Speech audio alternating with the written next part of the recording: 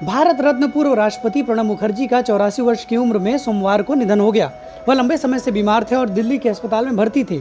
प्रधानमंत्री नरेंद्र मोदी ने ट्वीट कर प्रणब मुखर्जी के निधन पर दुख जताया। पीएम मोदी ने कहा कि पूर्व राष्ट्रपति के महत्वपूर्ण योगदान को देश याद रखेगा।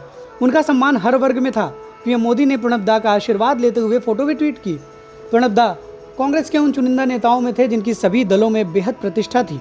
क्या आपको पता है कि कांग्रेस ने प्रणब मुखर्जी की प्रतिभा को व्यर्थ किया और अगर प्रणब मुखर्जी प्रधानमंत्री बन जाते तो पार्टी आज शायद बेहतर स्थिति में होती। गांधी परिवार की ताजपोशी के चक्कर में देश के साथ खिलवाड़ किया गया है। एक बार नहीं कई बार प्रणब दा के सामने से प्रधानमंत्री की कुर्सी छीनकर गांधी परिवार को दे दी गई या गांधी परिवार के इशारे पर प्रणब दा को दरकिनार कर दिया गया। 1984 में इंदिरा गांधी की हत्या के बाद प्रणब दा पीएम बनते बनते रह गए थे। प्रणब मुखर्जी तब वित्त मंत्री थे और इंदिरा गांधी के बाद पार्टी में नंबर 2 की हैसियत पर थे।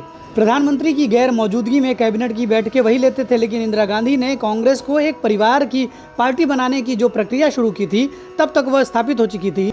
इसलिए प्रणब दा को किनारे कर दिया गया और राजनीतिक और प्रशासनिक दक्षता में उनके सामने कहीं नहीं ठहरने वाले राजीव गांधी देश के प्रधानमंत्री बन गए।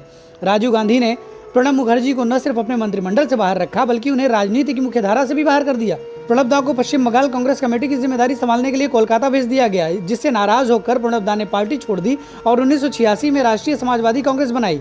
हालांकि 1989 में उन्होंने पार्टी का विलय कांग्रेस में कर दिया। उनके फिर से प्रधानमंत्री बन सकने का मौका तब आया जब 2004 में यूपीए की पहली सरकार बनने जा रही थी, लेकिन सोनिया गांधी ने प्रणब दा को किनारे कर मनमोहन सिंह को चुना।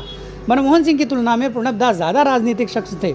निश्चित रूप से सोनिया गांधी राजनीतिक तौर पर तेज तर्रार ऐसे नेता को प्रधानमंत्री पद पर नहीं बैठाना चाहती थी जो उनसे ज्यादा सक्षम हो, और ये साफ है कि प्रणब मुखर्जी के प्रधानमंत्री बनने पर सोनिया गांधी पार्टी और सरकार पर उस तरह से नियंत्रण नहीं रख पाती जैसा उन्होंने मनमोहन सिंह के प्रधानमंत्री रहने के बाद रखा।